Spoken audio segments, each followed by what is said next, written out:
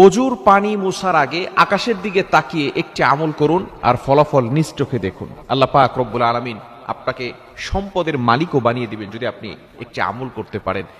নবীজি সাল্লাল্লাহু আলাইহি ওয়াসাল্লাম জানিয়ে দিয়েছেন, ইবনে মাজাহ এবং মুসলিম শরীফ বিভিন্ন হাদিসের কিতাবের ভিতরে এটা এসেছে। ইবনে মাজার 470 নম্বর হাদিসের ভিতরে এসেছে, কোন ব্যক্তি যদি ওযু করার পরে আকাশের দিকে তাকিয়ে একটি দোয়া পড়ে, আল্লাহুম্মা জাআলনি মিনাত তাওয়াবিন ওয়াজআলনি মিনাল মুতাতাহহিরিন, এই দোয়াটা পড়ব। আর হাদিসের ভিতরে ইবনে মাজাহ 470 নম্বর হাদিসের ভিতরে এসেছে কালিমায়ে শাহাদাত পাঠ করা।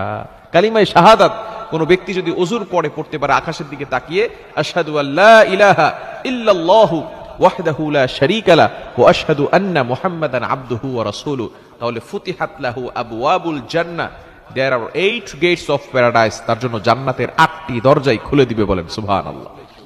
হযরত আবু বকর